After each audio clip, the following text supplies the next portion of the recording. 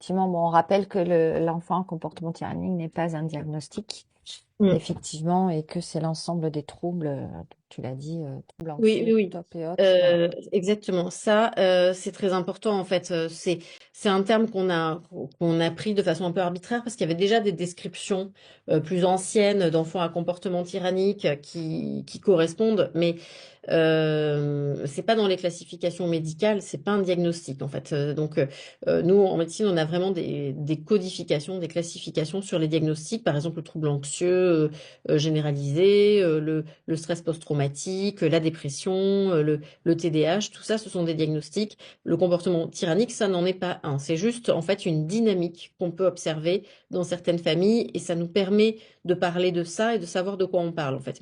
Mais en vrai, derrière ce comportement tyrannique, dont on peut pas vous dire, même si on voit en consultation, oui, votre enfant, non, enfin, on peut avoir une idée de la situation et vous dire ça fait penser à ce type de situation, mais en fait, ça vous en dira pas plus. Ce qui est important derrière, ce sont les diagnostics et vous avez des tas de diagnostics qui amènent finalement au même résultat. Par exemple, l'enfant qui a des TOC, donc qui a des rituels de vérification, qui doit effectuer un certain nombre de rituels ou se répéter des choses ou demander à ses parents de répéter, etc.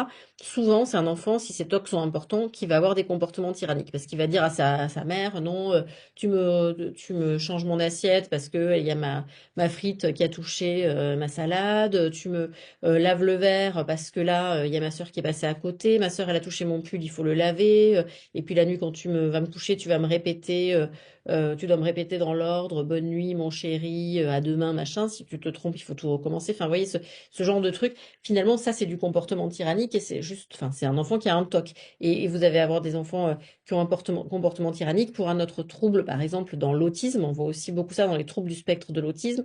C'est des enfants qui ont besoin de choses très cadrées, codifiées. Ils veulent prendre toujours le même chemin pour aller à l'école. Enfin, je fais un peu des raccourcis, mais qu'importe, ça a quand même ça a quand même un fond de clinique véritable, même si c'est du raccourci. Voilà, il faut toujours prendre le même chemin pour aller à l'école, traverser exactement au même endroit, de la même façon, etc. Donc ça peut être dans l'anxiété aussi, hein, mais on va décrire ça par exemple aussi dans les TSA. Si il y a des travaux, on peut pas passer par là, c'est le drame, la crise, etc. Donc parce que tout est rigide et qu'il n'y a pas de souplesse et que donc le parent doit s'adapter, sinon ça met dans des états émotionnels trop difficiles à gérer.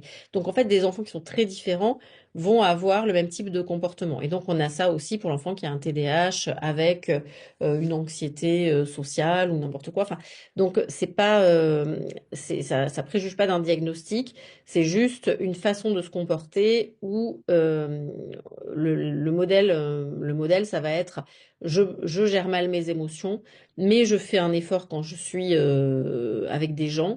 Je fais un effort pour prendre sur moi et pas montrer ma difficulté. Et dès que je suis dans mon milieu de sécurité, mon milieu de confort, en fait, bah, c'est là que je vais déverser toutes ces émotions que j'ai accumulées dans la journée. Et donc, bah, ceux qui sont autour de moi vont prendre cher, mais en même temps, ils m'aimeront quand même parce que c'est mes parents, parce que c'est mes grands-parents. Et donc, ben, ça passe et j'ai trouvé une stratégie qui me permet de digérer et d'évacuer ces émotions négatives. En fait, c'est le modèle commun, c'est un peu celui-là. Évidemment, c'est pas conscient, hein, là, je vous dis un truc, mais c'est pas, l'enfant se dit pas ça comme ça. Mais c'est ça le modèle. Mais il peut y avoir plein de causes qui font qu'on n'a pas réussi à gérer toutes ces émotions qui se sont accumulées.